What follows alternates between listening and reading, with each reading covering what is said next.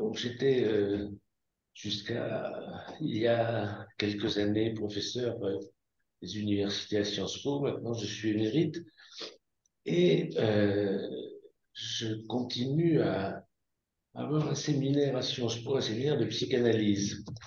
Car depuis mon éméritat, je suis devenu psychanalyste. Bon, entre nous, ça se prépare un petit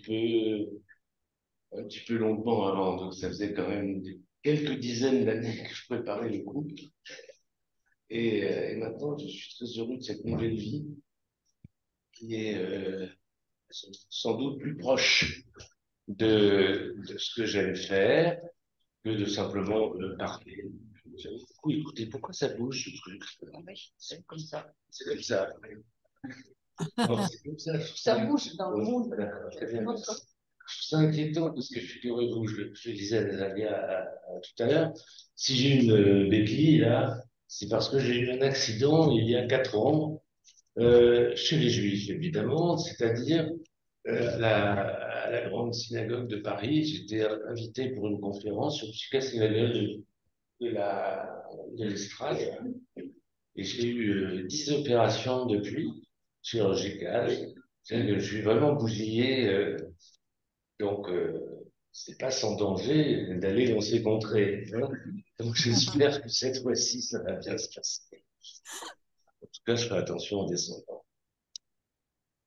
Bon, donc vous dire que je suis heureux d'être là parce que j'ai toujours, enfin, l'exemple dernier de la synagogue de Paris est là pour le dire, mais depuis très longtemps, je fréquente cette pensée et ce, comment dire, des représentants de ce peuple avec qui je partage la passion du sens, je dirais, de la parole et du sens, ce qui est déjà, c'est déjà pas mal, hein, ça suffit à animer une vie. Et là, lorsque Monsieur Rabinovitch m'a invité à venir faire une conférence dans ce cycle, c'était uniquement le goût de rencontrer des gens comme vous et d'être, même si j'avais conscience de c'était un honneur, mais c'était assez délicat parce que je ne suis pas un spécialiste de la pensée juive, malheureusement. C'est c'est Lacan qui disait souvent dans ses séminaires, il ajoutait que ça, malheureusement, je ne suis pas juif. On n'a pas toujours dit ça, hein. Et alors, j'ai pensé que c'était une bonne idée de vous proposer, à propos du Moïse de Freud, quelque chose sur sa réception dans le milieu catholique. Pourquoi? Parce que je viens de terminer un livre qui va paraître là aux éditions du Seuil sur les origines religieuses de la psychanalyse, c'est-à-dire du côté juif et du côté chrétien. La pensée analytique puise dans la pensée religieuse, mais d'une manière quelquefois cachée. Elle ne s'avoue pas euh, avancer dans le religieux, pourtant elle y est de plein pied. En tout cas, c'est absolument clair pour Lacan, qui a toute une série de références au père de l'Église, à la théologie négative, au mystique rénan, enfin bref, c'est-à-dire que lui, Lacan, a pris la langue chrétienne, l'idiome chrétien, la langue chrétienne pour construire son univers théorique. Et c'est dans cette théologie dans laquelle, au fond, il a baigné longtemps, parce il était né dans un milieu catholique. Et vous savez, son frère était moine bénédictin. Je l'ai rencontré, ce frère, il m'avait dit, vous savez, ce qu'il y a de meilleur c'est mon frère, c'est quand même moi qui lui ai dit. C'est une manière de considérer que la pensée lacanienne venait tout droit des sources évangéliques. Bon, c'est un peu plus compliqué que ça, mais passons. Donc, j'ai proposé ce thème, la réception du Moïse de Freud dans le monde chrétien, parce que je pars du principe, ça je crois que c'est tout à fait vrai, c'est qu'on a quelquefois l'identité d'un événement ou d'un produit intellectuel par sa réception. C'est lorsque d'autres vous disent voilà ce que vous êtes, que finalement on a la véritable identité, pas forcément celle qui avait été voulue, mais celle qui se manifeste. Hein. Vous entendez bien, celle qui se manifeste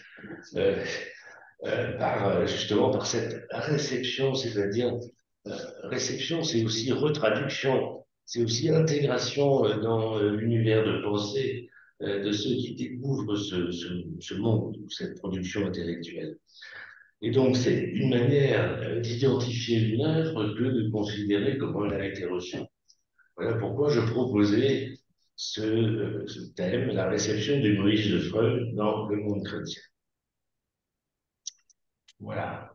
C'est aussi, vous savez, quelque chose qui est issu d'un principe de l'herméneutique de Gadamer, qui estimait que le sens d'un texte, la signification d'un texte, n'est jamais réductible à son auteur, à la pensée de son auteur. Voilà. Donc c'est un grand courant de la pensée du XXe siècle, la pensée des textes, de l'analyse des textes au XXe siècle. Et j'étais, de ce point de vue, tout à fait assuré de la pertinence de mon propos.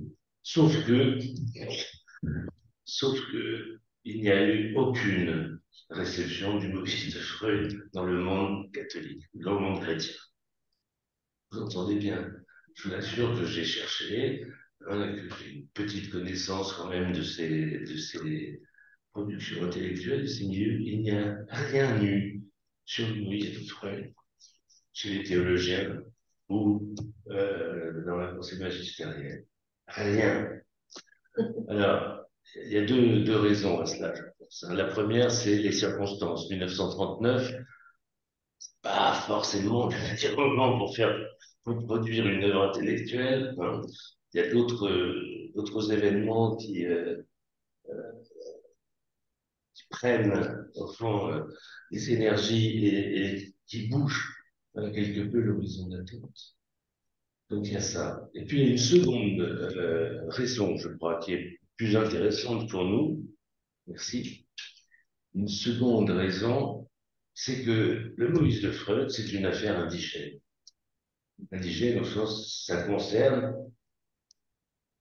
le peuple juif. Ça concerne les juifs, le Moïse de Freud. Ça ne concerne personne d'autre. Parce que tout le monde s'en fiche. Hein. La question de savoir s'il était juif, égyptien ou je ne sais quoi. Vous comprenez? L'intention du Moïse de Freud est très claire, c'est de parer l'antisémitisme et c'est de faire un montage idéologique. Je vais vous montrer que Moïse n'est pas juif, et donc l'antisémitisme s'adresse à Moïse et non pas aux juifs. Oui, bon, ça s'est pas passé comme ça, et en tout cas, euh, ça n'a eu aucun écho dans le monde, dans la pensée catholique, dans la pensée chrétienne et chez les intellectuels chrétiens. Bien. Donc, je me suis proposé, je vous propose aujourd'hui de déplacer un peu le propos et de voir ce qui s'est passé du point de vue de la réception de la pensée de Freud au-delà du Moïse.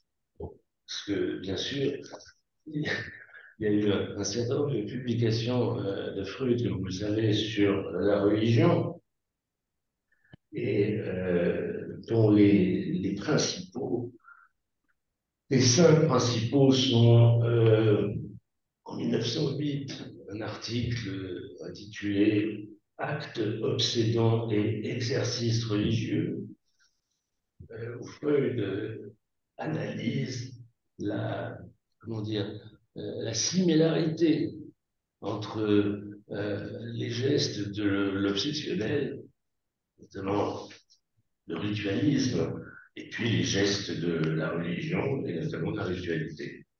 Voilà. Ce texte-là est le plus important le plus important de la pensée de Freud et il n'a pas été utilisé par lui, exploité par lui. C'est le plus important parce que, d'abord, c'est le premier texte sur la religion, et d'autre part, et peut-être surtout, c'est le seul qui touche à la clinique.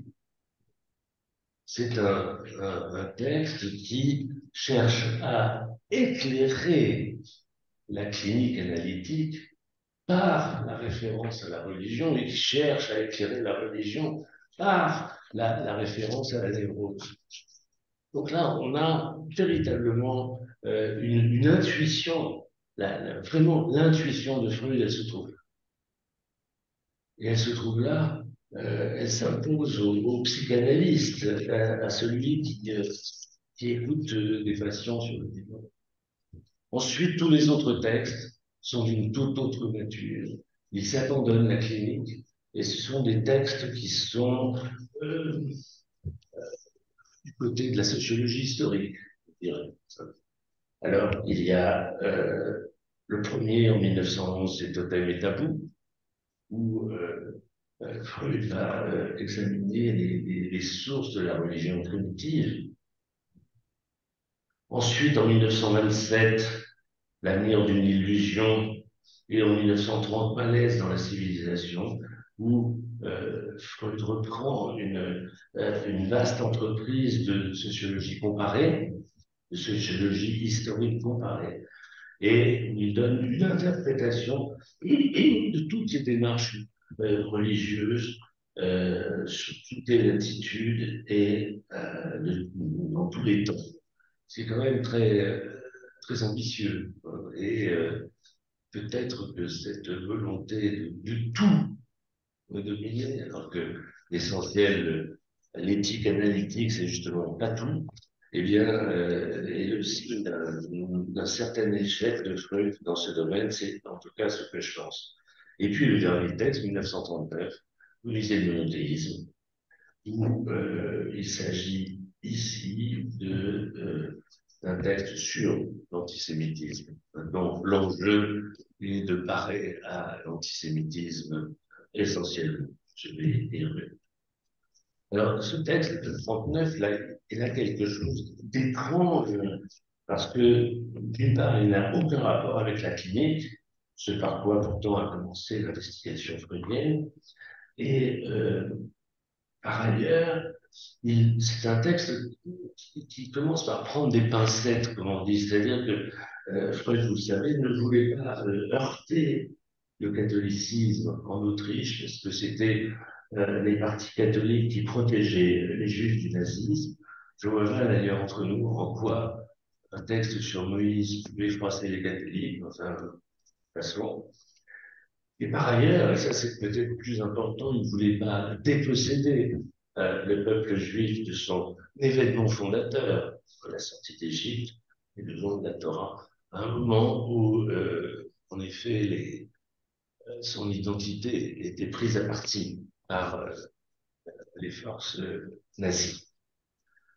Alors, vous vous souvenez que un peu avant l'apparition du Moïse et le monothéisme, il y a un texte préparatoire de Freud qui porte sur le Moïse de Michel-Ange, sur la statue qui se trouve à Rome et que Freud a contemplé, a analysé pendant des semaines de ses passages à Rome. Et autour de cette figure, de cette statue, s'affrontent deux interprétations.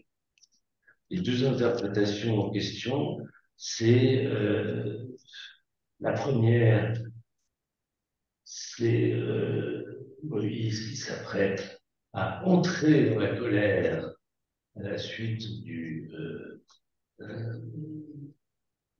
du crime de lèse-divinité enfin par son peuple. Hein. Vous vous souvenez du veau d'or. Et l'autre interprétation, c'est au contraire, il se retient. il ne s'apprête pas à entrer dans la colère, il décide de s'y aller. Et ces deux figures de Moïse est quelque chose qui joue dans l'identification même de Freud à Moïse, puisque il dit lui-même, Freud dit lui-même à Ferenczi en 1912, qu'il se compare à Moïse, mais qu'il se compare au Moïse maîtrisant sa colère et non pas au Moïse s'apprêtant à entrer dans la colère.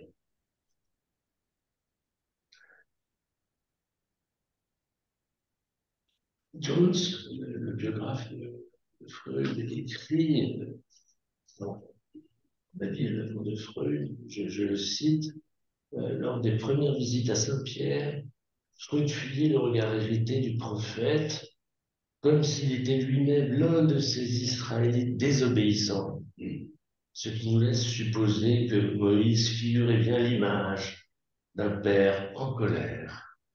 Bon, là, vous voyez, ça fait référence à une autre source possible de l'interprétation de Freud. Vous vous souvenez peut-être que Freud avait interrogé son père sur son expérience de l'antisémitisme. Et son père avait raconté que dans les rues de Vienne, lorsqu'il était plus jeune, un,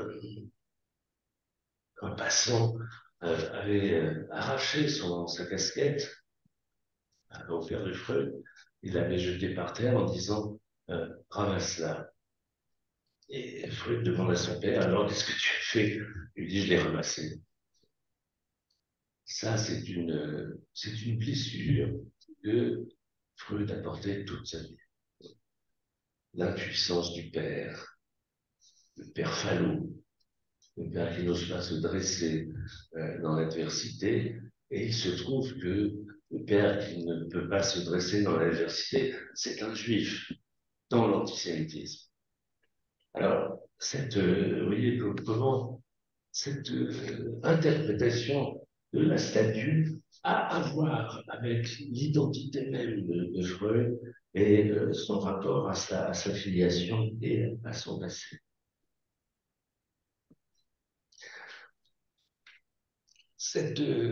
Donc j'en viens à ce Moïse de 1939. L'enjeu de ce texte est de déjudaïser Moïse. Moïse égyptien, peu importe. L'essentiel, c'est d'abord qu'il n'est plus juif. Voilà. Et s'il n'est plus juif, Freud pense, et je crois que c'est assez naïf quand même, que si on montre que Moïse n'est plus juif, mais égyptien, du coup, l'antisémitisme ne sera plus de l'antisémitisme, ce sera de l'anti-Moïse égyptien. Enfin, c'est un raisonnement intellectuel je sais pas, d'une naïveté et d'une étroitesse tout à fait étonnante qui montre sans doute peut-être le désarroi dans lequel se trouvait Freud à ce moment-là.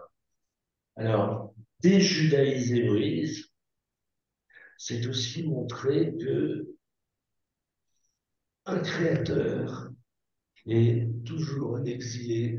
Et je crois qu'ici, ce qu'il faut voir dans la première approche de ce texte, le Moïse de 39, c'est que c'est un témoignage beaucoup plus qu'une analyse.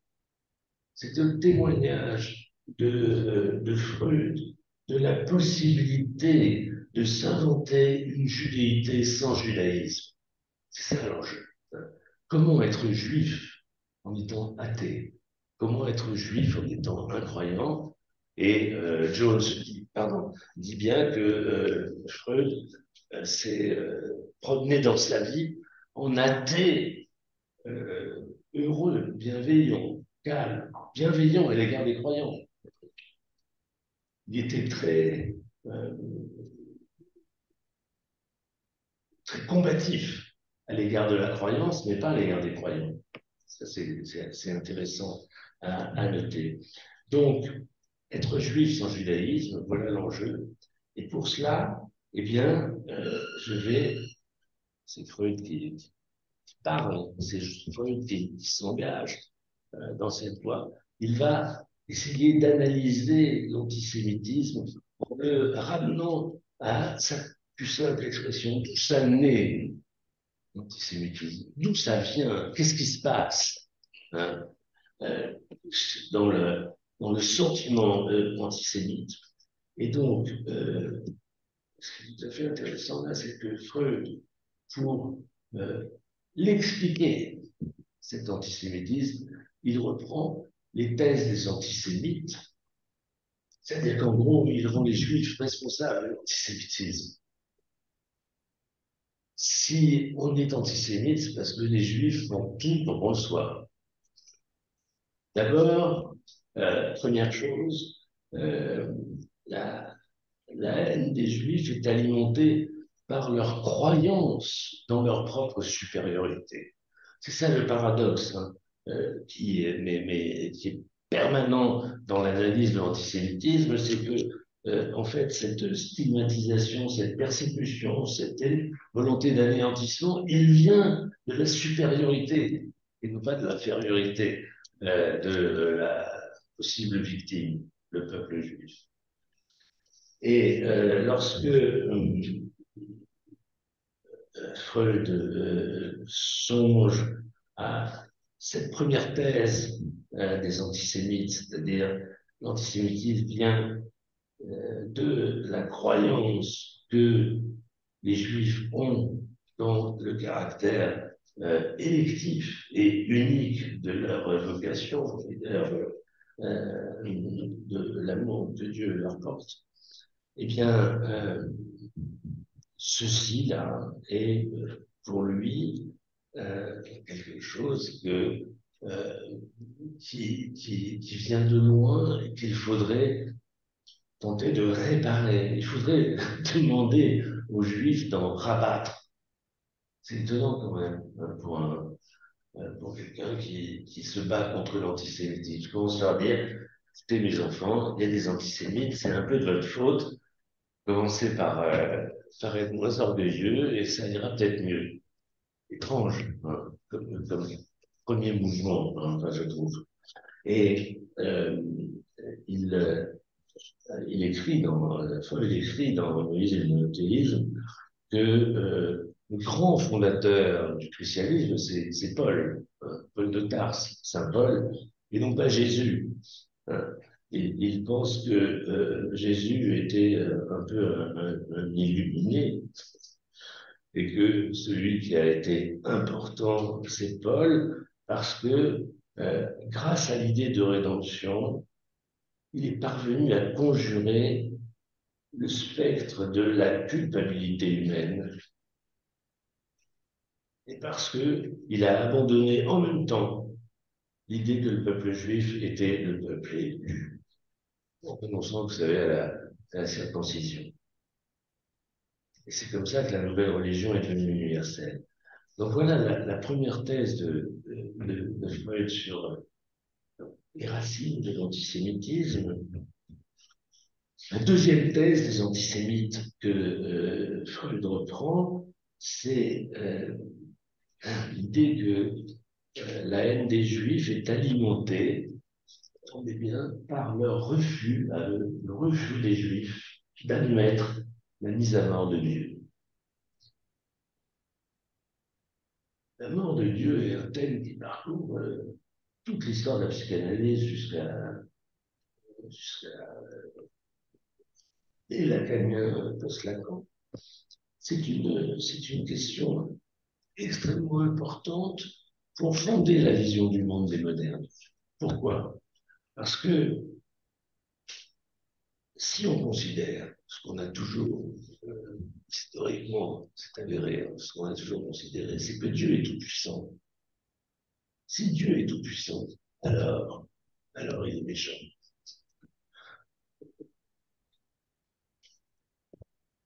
Vous vous souvenez de cette remarque d'un juif, j'ai oublié son nom malheureusement, qui au moment où à Auschwitz, un prisonnier était pendu, euh, un, un camarade, un co-détenu de ce rabbin lui dit il est ton Dieu. Et le rabbin en question répond il est là. Donc, sous les traits du supplicié. Vous voyez, cette donne-là, qui est tout à fait nouvelle au XXe siècle, qui est de considérer que le propre de Dieu, c'est d'être impuissant. Que c'est ça, le Dieu des Juifs et des chrétiens. Que c'est ça, le monothéisme. Dieu a créé et il a laissé vivre. Il a abandonné les règles.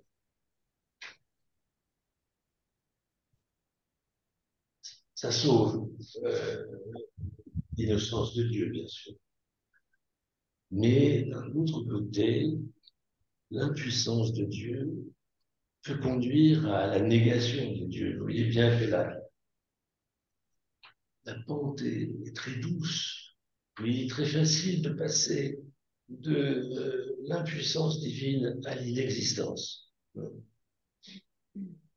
à la croyance dans l'inexistence, puisqu'on ne l'entend jamais, on ne le voit jamais, il ne fait rien pour nous, et notamment pour le peuple élu. Donc cette thèse cette deuxième thèse antisémite, là, des antisémites que Freud reprend à son compte, il considère que c'est dans cette question-là que réside le rapport entre juifs et chrétiens. Dans cette question-là. Et il écrit, je le cite, le peuple juif s'obstine à nier le meurtre du Père. Et les chrétiens ne cessent de les accuser d'être déicides. Nous, les chrétiens, avons fait la même chose, mais nous l'avons avoué, et depuis, nous nous sommes rachetés. Donc, dit Freud, l'antisémitisme des nations modernes serait un déplacement sur les juifs d'une haine à l'égard du christianisme. Je crois que pour ma part, je pense que cette thèse ne tient absolument pas la route, parce que, comme nous le savons tous, tout simplement, l'antisémitisme est largement antérieur à l'existence du christianisme. Donc, il faut chercher ailleurs la racine la plus profonde de l'antisémitisme. Alors, ce texte, Moïse, n'a eu aucun écho chez les catholiques. En revanche, il a suscité des polémiques énormes dans le monde juif, comme Totem Tabou d'ailleurs, et pour deux raisons. Un, le lien entre l'ontogenèse et la philogenèse. Vous vous souvenez, l'ontogenèse, c'est l'évolution de l'individu, la philogenèse, c'est l'évolution de l'espèce, c'est-à-dire enfin, du collectif. Et Freud pense qu'il y a un lien entre ces deux processus génétiques. Et pour qu'il y ait un lien, il faut poser qu'il y a une transmission inconsciente d'événements historiques ou de caractéristiques secondaires. Vous voyez, c'est ce qu'on appelle le lamarckisme, parce que Lamarck, le savant Lamarck, considérait qu'effectivement, il y a une transmission des caractères acquis dans les espèces animales. Et ce lamarckisme a eu beaucoup de mal à être accepté, et en tout cas, les savants juifs ont réagi, enfin, un certain nombre de savants juifs ont réagi à la publication de Louise et d'une manière très violente. Je pense notamment à deux occurrences qu'il faut garder en tête, qui sont analysées par Ernst Jones dans sa biographie. C'est celui d'abord de Trude Rosmarine, R-O-S-M-A-R-I-N, qui est euh, une savante juive américaine qui a écrit un petit livre d'une violence extrême à l'égard de Freud, disant que ce type est ignare, et quand on est ignare, on se tait, qu'on n'approche pas du monde juif et de la signification de la théologie juive comme ça, les mains dans les poches, sans même savoir l'hébreu, ça c'est vrai que ça fait des ordres. Bon, très violent. Mais ce qui est intéressant, c'est qu'elle accuse dès lors Freud d'être antisémite en secret.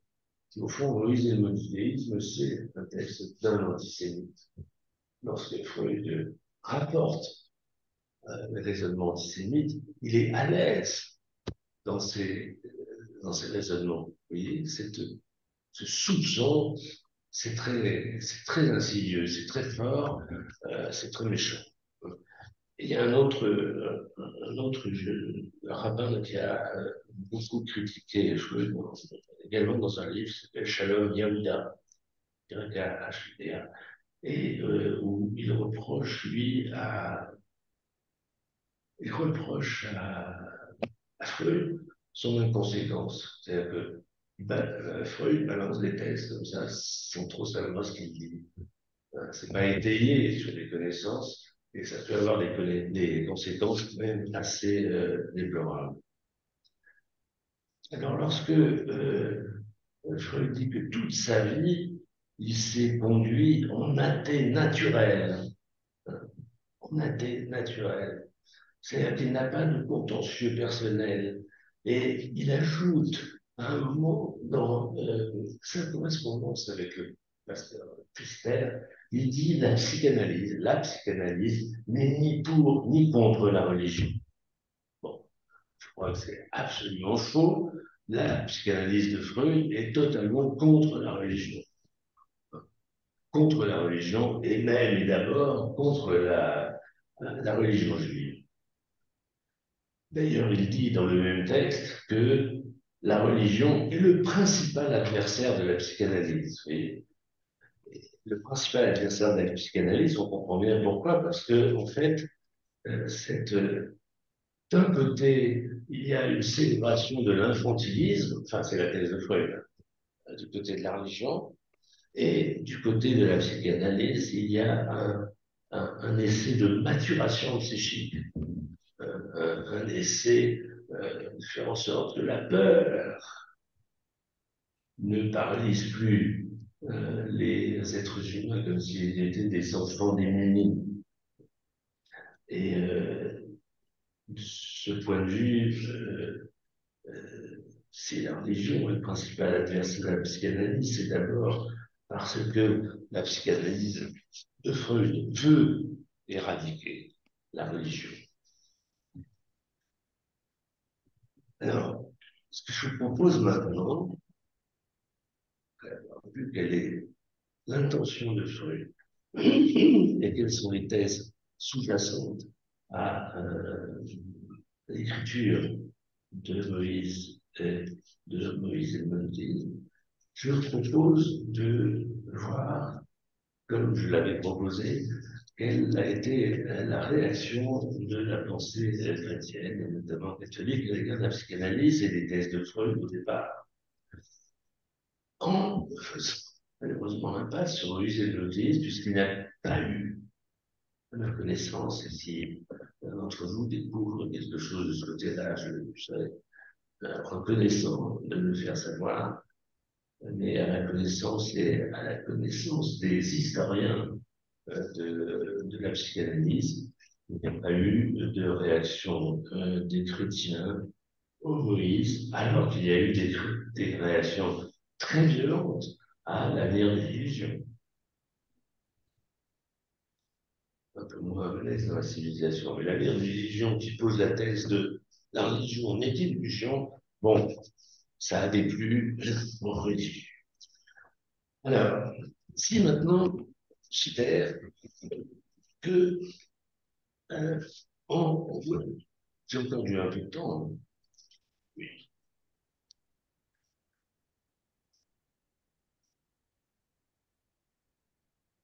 Que les deux éléments se révèlent dans leur opposition, dans leur rapport, bien, on va voir que ce qui caractérise l'hostilité du catholicisme à l'égard de la psychanalyse freudienne, c'est que cette approche touche à la pédagogie, la formation de l'enfant, et à la psychologie religieuse. Parce que la psychanalyse porte un jugement sur la psychologie religieuse. Et le moment où le magistère va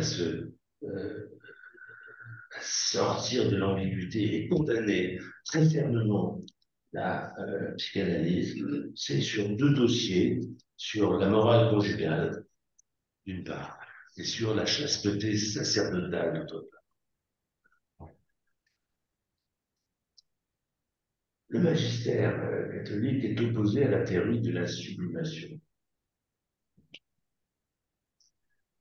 Euh, il y a dans la croyance religieuse et dans la morale religieuse un effet de la rationalité et de la volonté.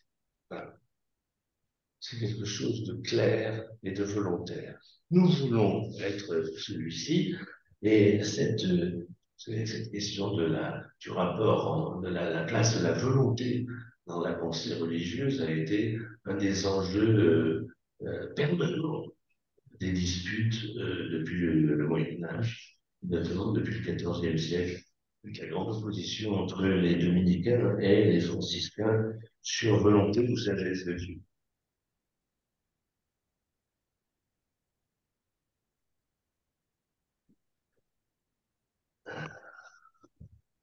En deux mots quand même, parce que tout le monde l'a pas en tête. Les franciscains qui étaient favorables à l'empereur, donc des laïcs, contre le pouvoir religieux, des dominicains qui soutenaient le pape. Je dis ça parce que la théologie, en l'occurrence, c'est quand même beaucoup de l'idéologie dans le soutien des pouvoirs. Eh bien, les franciscains qui étaient proches de l'empereur et hostiles au pape ne voulaient pas qu'on coupe la parole des théologiens et des fidèles en disant qu'il y avait une parole de Dieu qui était absolument immuable et qui s'imposait depuis le début du temps, et qui était dictée par sa sagesse. Les, euh, les franciscains disaient, mais Dieu est toute puissance et toute volonté. S'il avait voulu faire que le décalogue fût l'inverse de ce qu'il a été, ça aurait été le décalogue divin. Vous voyez, la volonté de Dieu est ce qui détermine le bien et le juste. Il n'y a aucune nature précédant la volonté de Dieu. Vous voyez, l'enjeu, c'est qu'ensuite, on laissera tomber la théologie, on pensera davantage à l'être humain. Est-ce que chez l'être humain, ce qui compte, c'est sa rectitude à l'égard d'un ciel des idées qui le précède, hein, d'une morale qui le précède et qui l'oblige, ou bien est-ce que l'essence de l'humain, c'est d'inventer sa vie, d'inventer sa morale? Et de ce point de vue, si Dieu aurait pu faire un décalogue inverse, eh bien, qu'à cela ne tienne, la philosophie humaniste va le faire. Voilà l'enjeu de cette affaire qui ressurgit ici avec la psychanalyse. Vous voyez bien que ce que combat le magistère, c'est l'idée que dans la foi, on a aucune liberté, on n'a rien à faire. On ne peut pas se résister à ces forces malfaisantes qui nous empêchent de croire en Dieu.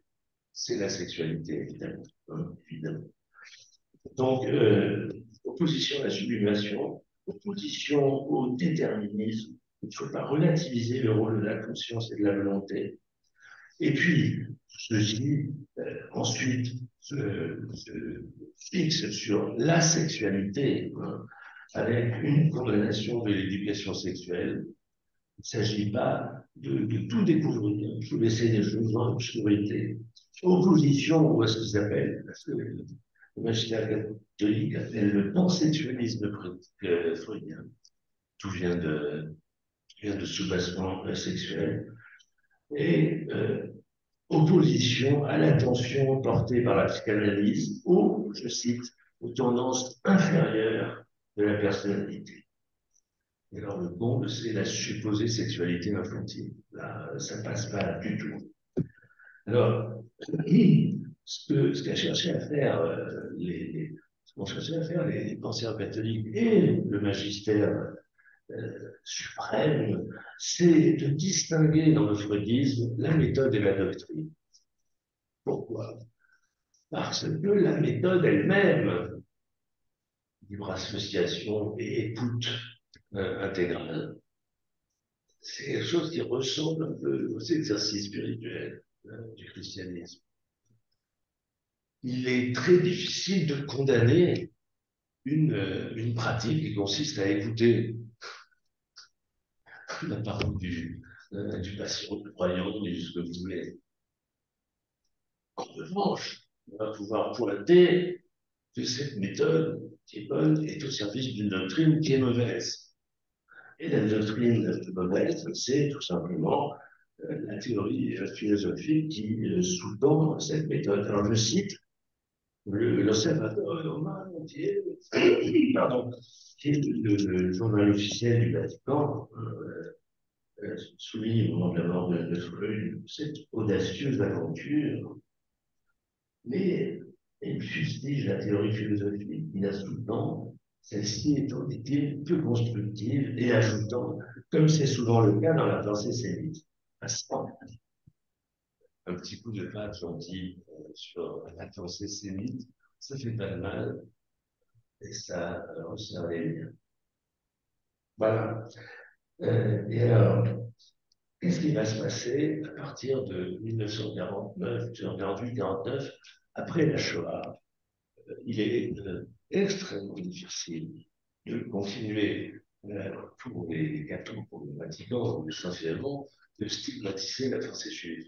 C'est un peu difficile et de considérer donc que ce qu'il y a de stigmatisable dans la pensée de Freud, c'est le côté juif. Alors, qu'est-ce qu'on va faire? Eh bien, on va simplement considérer que ce qu'il y a de bon dans le freudisme, c'est l'écoute, et que cette écoute, elle a, elle a existé avant l'invention de Freud, elle a existé ensuite. C'est-à-dire que ce qui se passe ici, on voit bien, c'est une concurrence de magistère.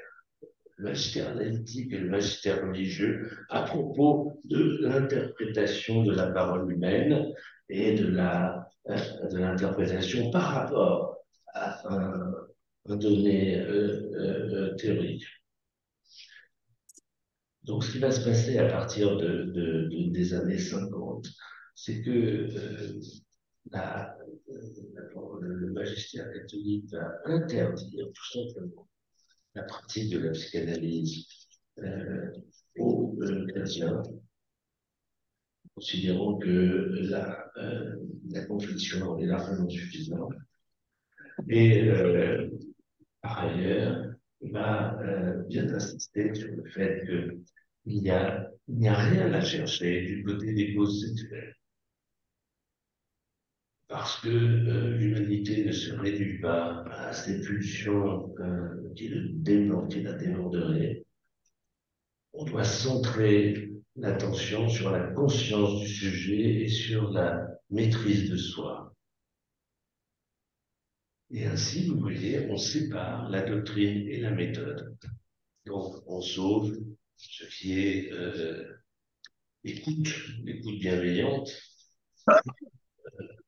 difficile à rejeter, mais la doctrine sous-jacente, ce vers quoi on est rejeté. Et alors, à partir de là, on va avoir dans les années 50 une cascade de condamnations, notamment une thèse d'un psychologue, un prêtre célèbre, Marc Raison, dont la thèse va être censurée, simplement parce qu'il rejetait le tabou de la sexualité. D'autres ouvrages, l'univers morbide de la faute, notamment d'un psy, Angelo Hénard. Et puis, enfin, quelque chose qui est important aussi, c'est la manière dont le magistère a condamné dans le freudisme une éthique de la situation. Vous savez un grand combat de la théorie morale au XXe siècle, c'est l'opposition entre les tenants de l'objectivité des principes et les tenants de l'éthique de situation, c'est-à-dire que ces principes ne valent que dans des circonstances précises, et toute la casuistique jésuite notamment, consiste à évaluer ce qui, dans cette situation, peut être du ressort de la loi ou non, enfin, bon, des subtilités de casuistique tout à fait importantes et qui fait la richesse de la pensée jésuite. Hein. Mais on voit bien comment la psychanalyse est tout entière de ce côté-là. Évidemment, elle est du côté du singulier, du côté de l'histoire propre d'un sujet. Et la doctrine, la théorie est là pour éclairer ce singulier qui est incomparable à certains égards. Donc, quand on parle d'éthique de la situation, on peut parler aussi ici de science de la situation, d'évaluation de la situation. Et c'est pour ça qu'il y a une opposition complète entre euh, la pensée chrétienne, du moins catholique, et le scoutisme. Alors, je voudrais pour finir vous dire qu'il y a quand même un lieu théorique où il a été possible de bien comprendre, un, quel est le point de cristallisation de la théorie phocéenne du religieux, sur quoi ça repose et qu'est-ce que ça veut dire, et en regard, quelle est la position de la pensée chrétienne si on sort des positions magistérielles, c'est-à-dire largement inspirées par la politique dans des rapports de pouvoir. Si on regarde du point de vue intellectuel, ce qui rapproche ou éloigne la théologie chrétienne de la pensée freudienne, de quoi s'agit-il? Et pour ça, on a un terrain formidable qui est la correspondance entre le pasteur Pfister et Freud. Le pasteur Pfister était un protestant suisse qui était très favorable au freudisme et qui a entretenu avec Freud une correspondance telle qu'ils sont devenus très amis et que notamment Pfister était vraiment un fils de Freud et avait une admiration et un amour pour le père Freud qui était sans borne. Pourquoi j'insiste là-dessus? Parce que, du coup, cette polémique de Freud et Pfister est intéressante puisqu'il n'y a euh, aucune surdétermination politique ou surdétermination du côté du pouvoir, de l'influence, du côté de la méfiance, du côté de la concurrence. Ils sont du même bord, ils se veulent du même bord, et ils vont nous dire l'un et l'autre ce qu'ils pensent du religieux. Alors c'est l'avenir d'une illusion pour Freud, et c'est 2 ans plus tard l'illusion d'un avenir écrit par Pfister à la demande de Freud. Quand vous comparez ces 2 textes, c'est tout à fait intéressant parce que vous avez la clé de ce que va devenir la psychologie religieuse au XXe siècle. De quoi s'agit-il? Vous avez du côté de Freud une théorie qui est extrêmement claire et extrêmement ferme. Vous vous souvenez, c'est du côté de Totem et Tabou, la réalité paléontologique, le père de la horde, les fils ou les frères, l'angoisse de castration. Et puis du côté de l'avenir d'une illusion, on a la réalité du désemparement infantile, l'angoisse qui s'ensuit de perte d'amour, etc. Donc, vous voyez que d'un côté, chez Freud, on a sur fond une problématique oedipienne, les religions pensées dans le registre de la transmission et de l'héritage culturel, et de l'autre, elles sont conçues à partir de la possibilité de solliciter des éléments de symbolisation contre l'angoisse. Et dans l'avenir d'une illusion, Freud délaisse la caractérisation de la religion comme névrose de contrainte, comme on l'avait précédemment, notamment dans l'article de 1907, vous vous souvenez, pour privilégier sa force d'illusion, sa capacité à présenter les souhaits comme réalisés.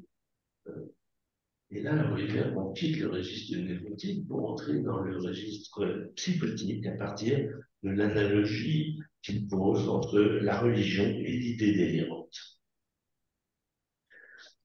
Alors, à ce dogmatisme aliénant, irrationnel, la psychanalyse des Freud oppose la raison avec un R majuscule, ce qui d'ailleurs implique plus loin d'interdire la pratique de la psychanalyse aux prêtres, comme on l'avait interdit aux médecins précédemment. Donc tout le plaidoyer de Freud, c'est de poser la supériorité de la science rationnelle sur la religion irrationnelle. Mais ce que va faire Pfister pour combattre cette position, c'est de montrer à Freud que la manière dont lui, Freud, traite la raison, c'est quelque chose de l'ordre de la religion, de l'éthos religieux, de la croyance religieuse. Qu'est-ce que c'est que cette croyance absolument infinie dans la puissance de la raison? C'est bon, c'est une croyance, c'est tout, qui n'est pas plus, qui n'est pas moins croyance que la foi religieuse. Et de l'autre côté, on peut considérer que la religion dont parle Freud, c'est ça le plus important pour nous. La religion dont parle Freud est une religion qui est particulière. C'est pas la religion, c'est pas toutes les religions. C'est une religion qui est aliénante, certes. Pourquoi? Parce que c'est une religion qui promeut le dogmatisme, qui à implore la foi, empêcher d'imaginer, empêcher de penser. Et bien sûr, tous les dogmatismes sont à combattre, mais on ne peut pas dire que toutes les religions sont comme ça, et même que la religion chrétienne Freud comme exemple princesse, eh bien, il y a des religions chrétiennes. Alors ça, c'est quelque chose d'hyper important qui va être euh, assumé par la sociologie dans le XXe siècle, c'est qu'on ne peut plus dire qu'il y a une religion avec des cercles concentriques. On est plus ou moins religieux, comme s'il y avait un noyau central pour la pensée du pape, et puis on est plus ou moins proche. Et comment on va savoir si on est plus ou moins proche? En comptant le nombre d'actes que vous accomplissez. Plus vous êtes pratiquant, plus vous êtes croyant dans le dogme. Mais c'est pas du tout comme ça que ça se passe depuis un certain nombre d'années. On est en présence d'un archipel culturel. Ça, la sociologie l'a montré, le montre encore aujourd'hui. C'est-à-dire qu'il y a des tribus, si vous voulez, croyantes, qui s'ignorent les unes les autres. Et ajoute un sociologue contemporain, et quand elles ne s'ignorent pas, elles se détestent. On ne peut plus avoir un noyau et puis des cercles concentrés. Non, pas du tout.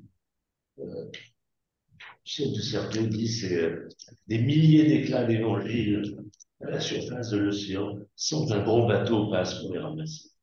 Voilà ce que c'est que la modernité.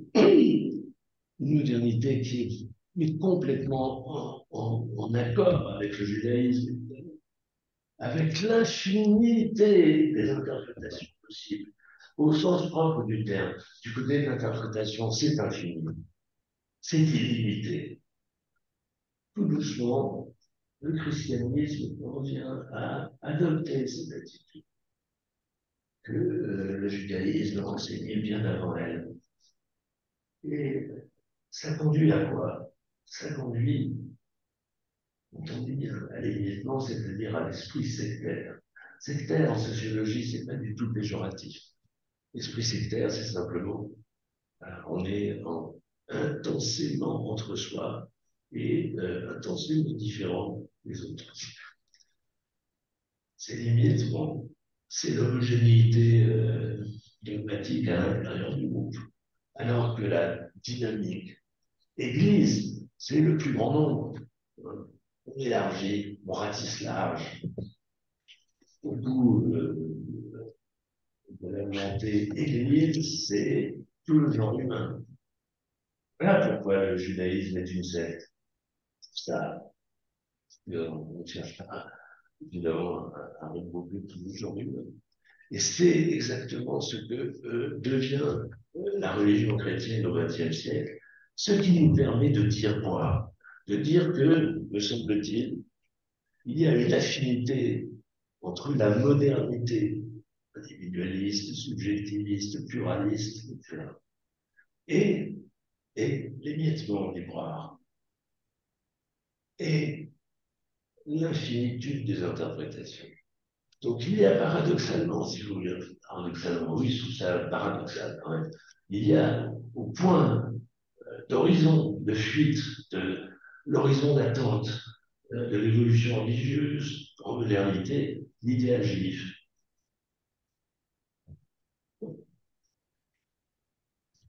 C'est quand même amusant, hein, surtout pour les catholiques qui ont voulu viser l'universel. Catholique, c'est ça. Eh bien, par le biais de la culture subjectiviste, relativiste, individualiste, etc., eh bien, on rejoint ce qui est plutôt l'idéal juif, c'est-à-dire de l'intensité et de l'émiettement.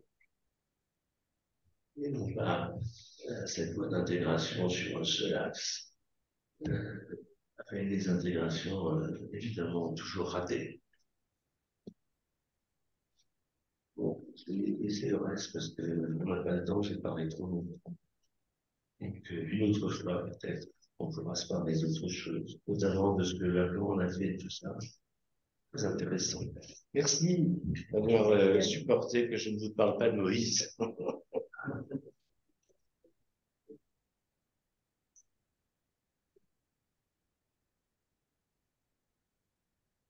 Faut faire des rappels. C'est pour ça que je me suis arrêté, parce que je sentais bien que vous aviez envie de parler. Moi, je pense avec le micro. Si vous avez des questions, c'est le moment. On n'entend pas, Tatiane, Nathalie. Vous n'entendez pas? Alors maintenant, oui.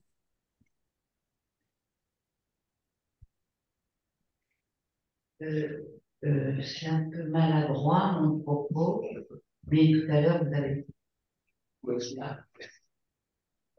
Moi, ça fait donc depuis quelques mois que je suis ces cours et je dois avouer que ça m'interpelle beaucoup dans ma croyance, dans ma croyance religieuse, et d'autres. Nobody is perfect. Pardon? Je dis nobody is perfect. N'est-ce pas? Et ce que je trouve à travers ces cours, et là vous venez un peu de mettre le point final, c'est qu'en fait, chez les catholiques, je trouve qu'on a pris un peu possession de notre esprit et de notre esprit.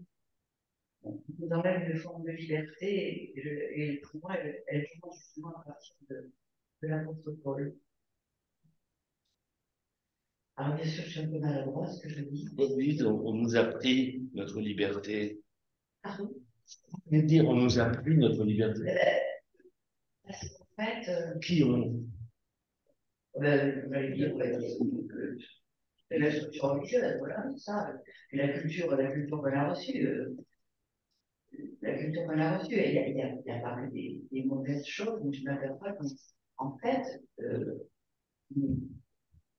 j'ai l'impression, moi maintenant, j'ai l'impression de respirer en écoutant pas mal de ces conférences, de retrouver un peu d'oxygène que j'avais plus. C'est ce que je voulais dire, c'est un peu maladroit, mais j'avais plus. Non, non, mais vous savez, l'oxygène, c'est simplement parce que qu'est-ce qui a changé par rapport à autrefois, comme vous dites? C'est simplement qu'il n'y a plus aucune régulation. Je veux dire, les autorités religieuses ont renoncé à réguler le croire légitime. Hein. C'est ça qui se passe simplement. Aujourd'hui, il y a un sociologue que j'aime bien, Peter Berger, qui disait il y a bien longtemps, ce qui caractérise la modernité, c'est l'épuisement de l'hérésie. Qu'est-ce que ça veut dire? Ça veut dire qu'il n'y a plus d'hérétiques aujourd'hui. Ou alors tout le monde l'est. Hein. Il n'y a plus un pouvoir régulateur. Je veux dire, vous en êtes, vous n'en êtes pas. Attention. Il n'y a plus d'hérétiques parce qu'il n'y a plus de pouvoir de décider si vous en êtes ou non. Et s'il n'y a plus ce pouvoir, c'est parce que la modernité, mais c'est justement le subjectivisme, c'est au sujet individuel de déterminer ce qui est bon et vrai pour lui. Voilà. C'est une forme de liberté aussi. On nous parle de liberté, et en fin de compte, on s'aperçoit qu'elle n'était pas si libre que ça. Bien sûr. Oui, il y a quelque chose au départ de la pensée juive qui favorise la multiplicité. Cette idée qu'il y a 7 fois 77 interprétations de chaque verset de la Bible, ça rend un peu libre. Hein. Après, c'est dans la disputation que les choses viennent. Mais c'est le contraire du dogmatisme catholique, évidemment, avec des vérités à croire et des vertus à pratiquer. Merci. Je vous prie.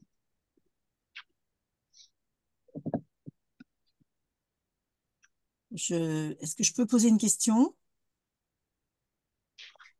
Il y a Madame Pelouse, Sonia Pelouse. Oui, allez-y, Sonia. Je vais mettre le micro, je ne sais pas comment faire pour que ce soit un petit peu plus fort. Allez-y. Alors, écoutez, j'ai bien écouté. Vous avez donc commencé par dire que finalement, il y avait très peu de réception du Moïse de Freud auprès des chrétiens au moment où c'est sorti, et qu'en effet, les circonstances faisaient que peut-être on avait d'autres chats à fouetter à ce moment-là, et qu'ensuite, les réactions se sont faites plutôt du côté juif, puisqu'on a critiqué Freud qui s'intéressait à un judaïsme alors qu'il ne savait pas l'hébreu, etc. Merci.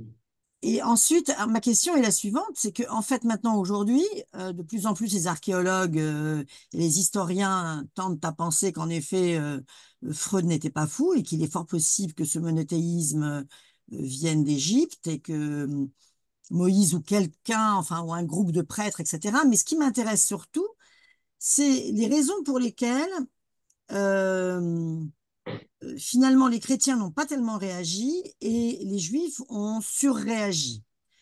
Je n'ai pas lu dans le Moïse de Freud quelque chose qui offense le judaïsme, c'est-à-dire la croyance, la loi, l'éthique, la morale, à moins que je l'ai mal lu. Hein.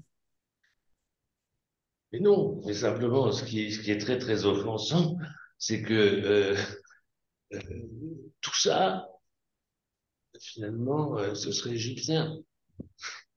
C'était offensant pour qui?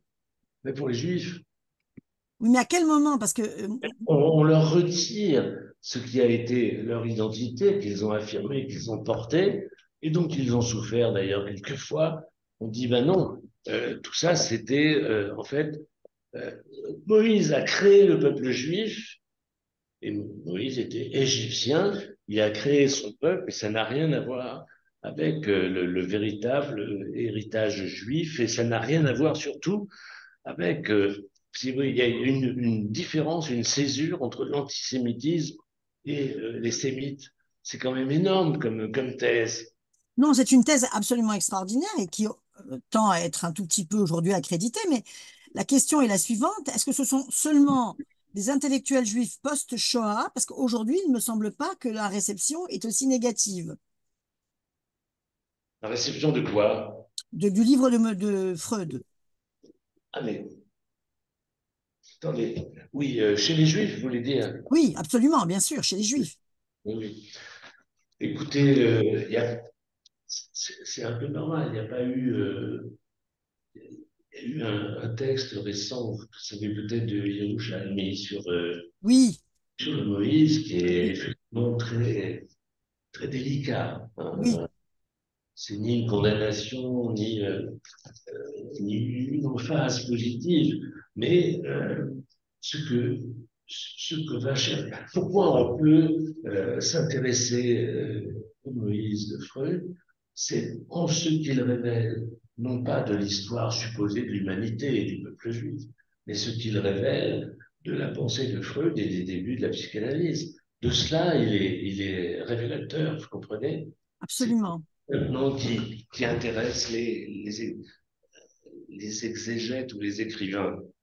L'histoire de Moïse l'Égyptien, ça a été d'ailleurs soutenu par d'autres que Freud, hein, Oui, depuis. Voilà. Mais ça intéresse qui, ça? bah, Hein. en vérité, ça n'a aucune incidence sur le judaïsme, dans la mesure où c'est la loi qui structure le judaïsme. Bon, voilà, merci. Et ça n'a pas d'influence sur la psychanalyse. Donc, Exactement. mais oui, ça c'est intéressant ce que vous venez de noter. C'est-à-dire on a fait un énorme schmilblick autour d'une poussée freudienne, là, contre l'antisémitisme, où il s'est complètement trompé de cible. Absolument. C'est c'est étonnant l'illusion de Freud, qui est au moins aussi grande que ce qu'il pense être l'illusion de la religion.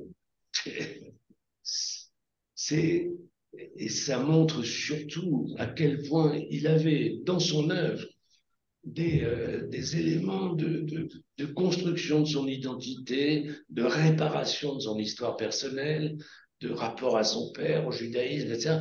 Enfin, c'est de ça qu'il s'agit.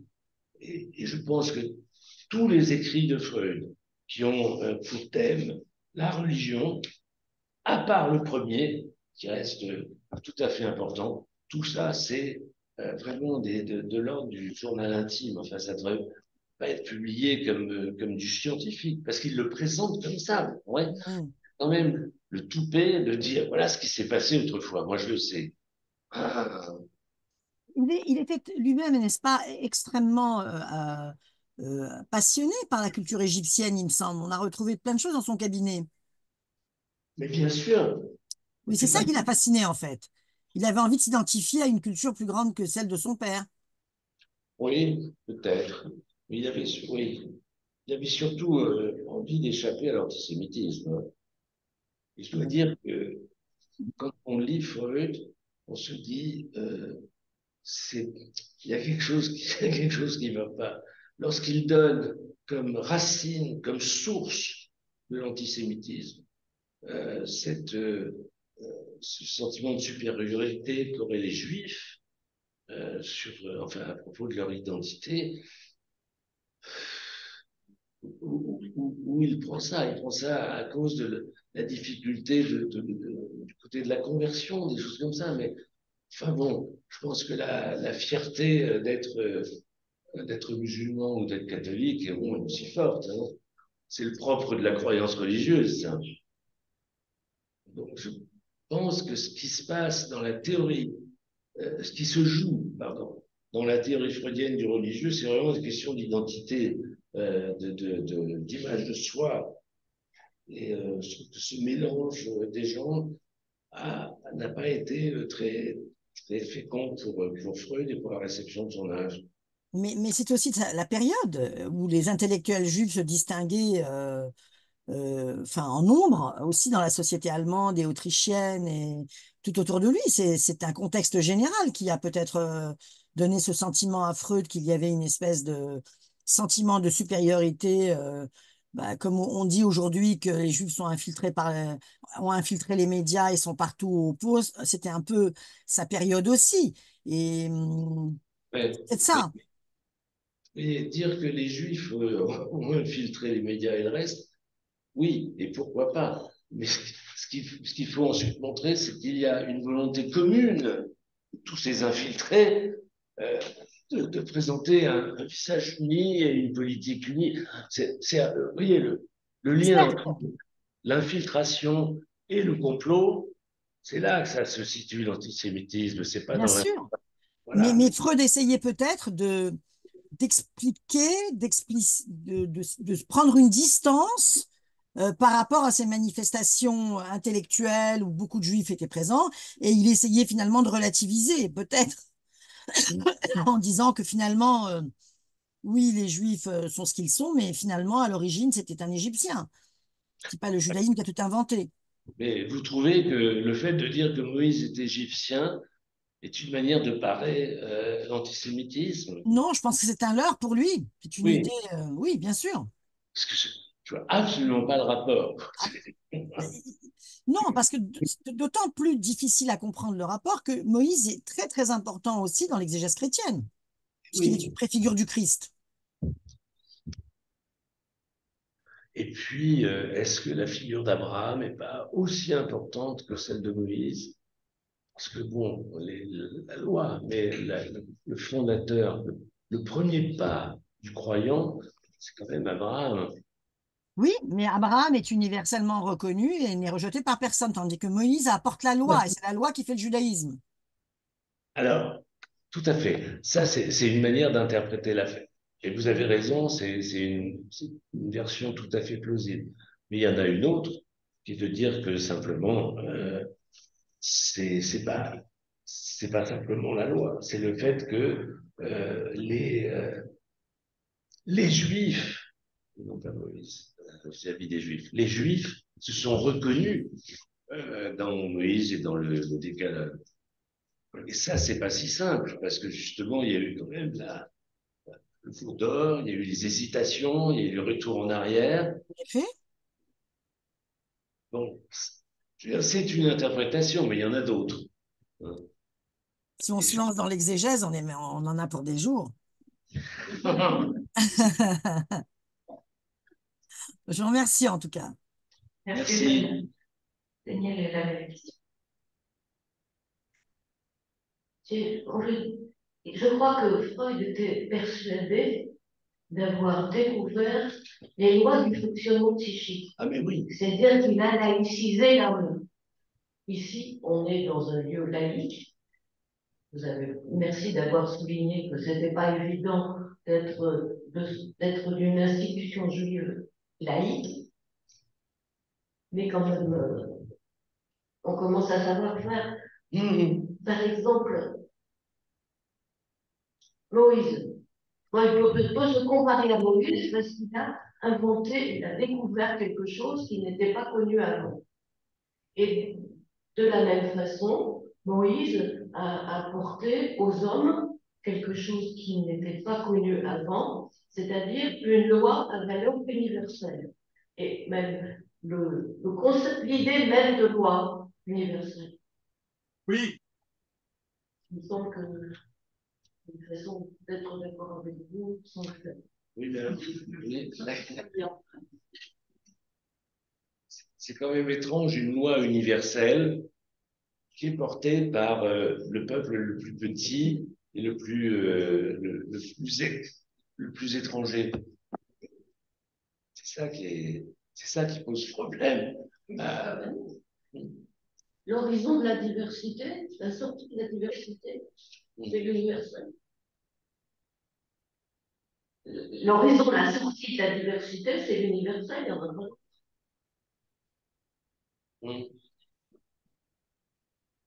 La sortie de la diversité, c'est l'universel. Vous pouvez m'en parler un petit peu là? C'est quand on veut ouvrir la fenêtre. Oui. La sortie de la diversité, c'est l'universel. Ben oui. La sortie de la Ça vous diversité. paraît pas évident? Non. L'universel porte la diversité.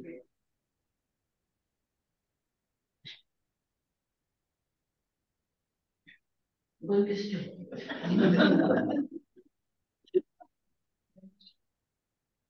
Un penseur juif, vous savez, qui s'appelle Michael Walzer, je ne sais pas si vous connaissez. Il vient parler au micro, Ah, parce que pardon. Daniel n'entend pas bien. Il y a un intellectuel américain juif qui s'appelle Michael Walzer, W-A-L-Z-E-R, qui a réfléchi à cette question universelle et qui a proposé deux universels. L'universel de la loi englobante qui tombe du ciel, qui est donné par Dieu à un monde, et puis l'universel qu'il appelle réitératif, celui qu'il voit dans ça, ce que Dieu dit, et je t'ai sauvé à son peuple. Et je t'ai sauvé, et n'ai-je pas sauvé non plus Ninive, et n'ai-je pas sauvé non plus issu d'une série de peuples. Et Ozer dit, ben voilà, il y a un universel qui tombe en haut, celui de la loi englobante. Mais il y a un autre universel que j'appellerais itératif, qui naît de la mise en commun des expériences de salut.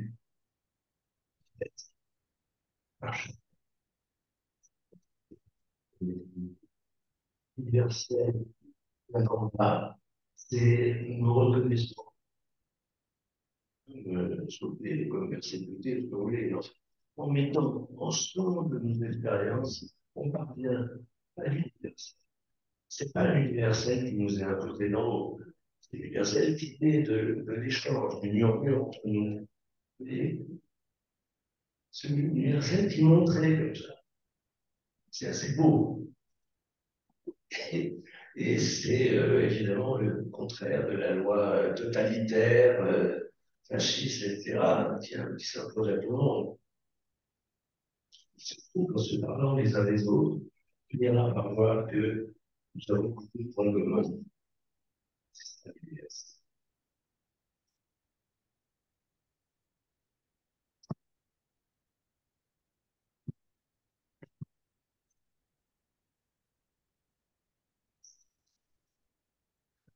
Il y a plus de questions.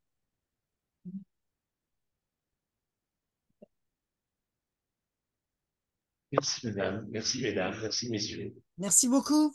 Et d'avoir été là quand même. Merci pour le Merci. participation. Je crois que, Monsieur Samuel, vous aviez aussi une remarque, quelque chose que vous voulez dire. Pardon. Pardon. Non plus. J'entends pas. À propos du silence des chrétiens par manque de réaction, je ne pense pas que c'est un manque de réaction. Je pense que c'est un silence radio, un silence consterné, un silence. Je préfère ne pas avoir affaire à une machine pareille. Attendez, le silence sur quoi? Sur la Shoah? Le silence des chrétiens, des Sur- catholiques surtout, Sur... sur la considération que Freud apporte à Moïse. Ah, pardon, oui, oui. Oui, oui. Effectivement, Oui. il n'était pas juif. Mais oui, et bien sûr. C'est une affaire indigène. C'est une affaire indigène. C'est leur affaire. Un silence consterné. Oui, mais écoutez, c'est un peu vrai quand même. Je veux dire que se dire, écrire un bouquin pour savoir s'il est égyptien, s'il n'est pas égyptien, s'il y en a deux, Bon, moi, je trouve pas ça très intéressant à dire vrai. La première phrase de Moïse, c'est pas de payer cette gaieté de cœur Oui, qu'on détruit le grand homme d'un peuple. absolument. Oui, mais pourquoi fait-il ça en fait?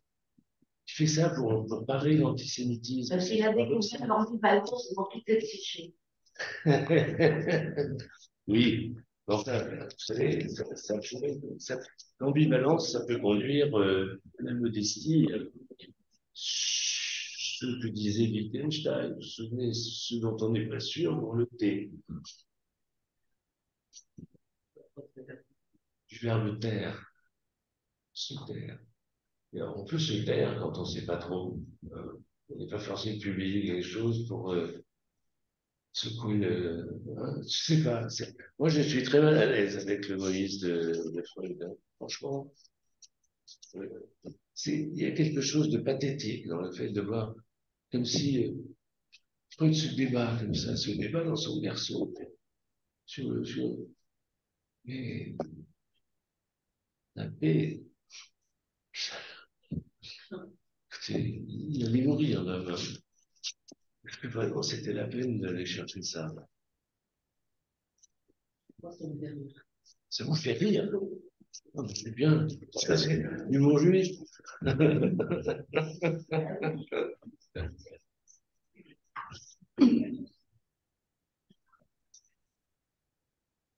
En tout cas, merci. Qu'est-ce que la psychanalyse fait dans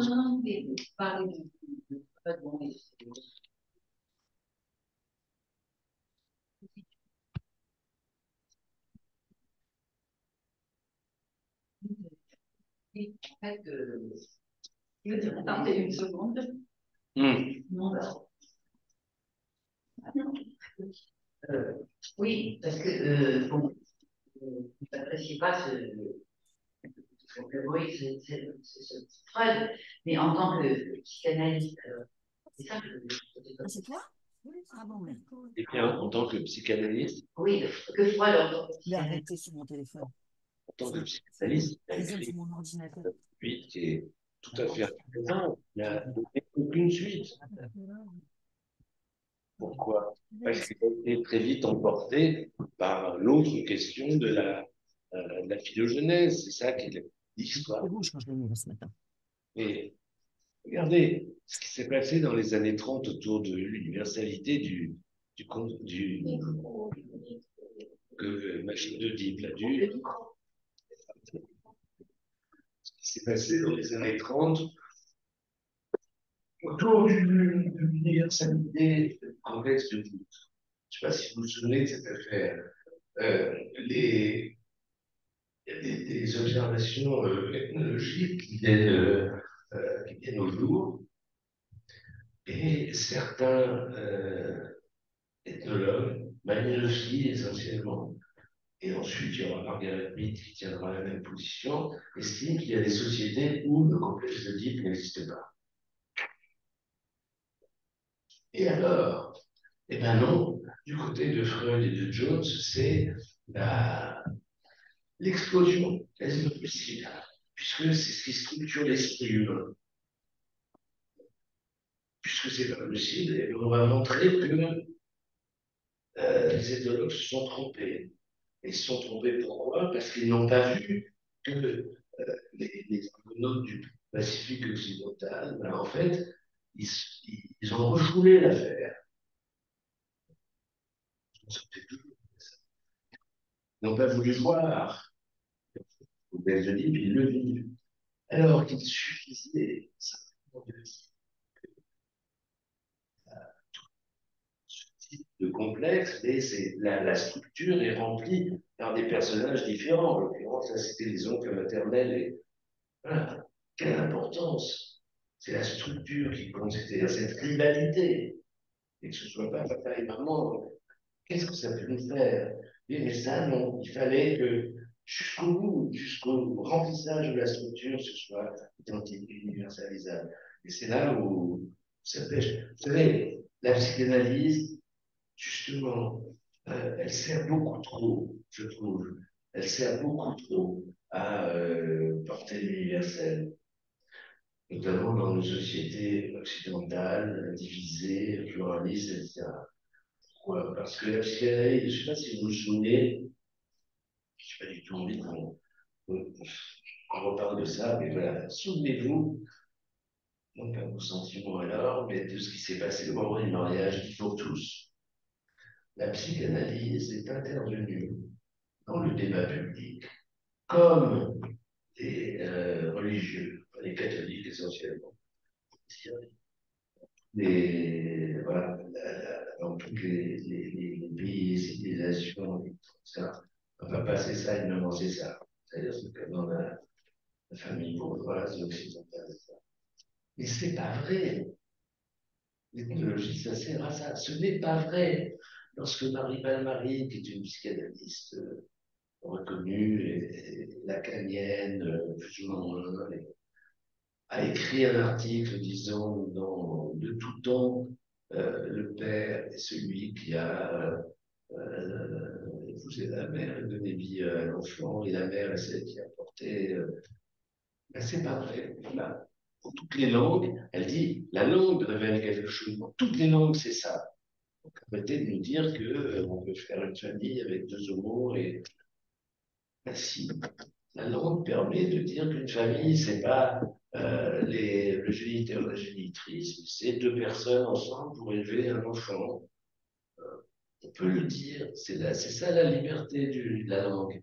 Et l'ethnologie vous fait remarquer que, par exemple, chez les Lumières, on a une femme stérile qui épouse une autre femme, et la femme qui a été épousée par la première a versé la dot, et ben, elle appelle la première mon mari.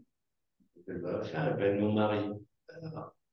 aiutore, eh bien, ensuite, les enfants que la femme, pardon, fait avec des amants de passage qui n'ont aucun statut symbolique, ces enfants, ils appellent la première mon père. Alors qu'on ne me dise pas dans toutes les civilisations de tout temps, pas ça veut dire ça, vraiment ça veut dire ça. Et c'est lié à la différence sexuelle, mais pas du tout.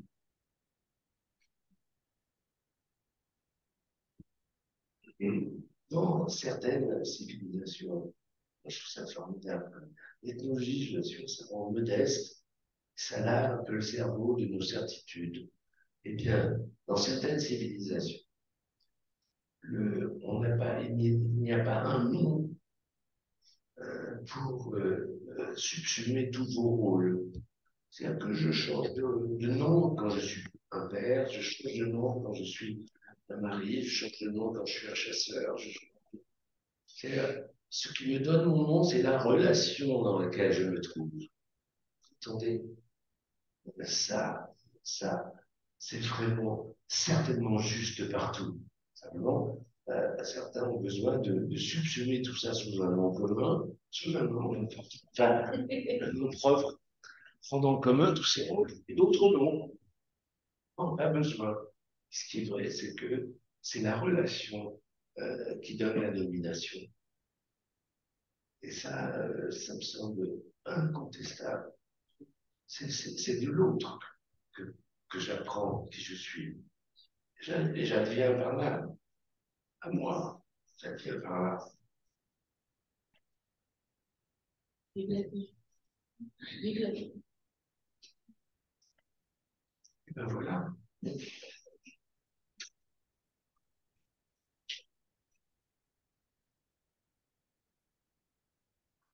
Merci.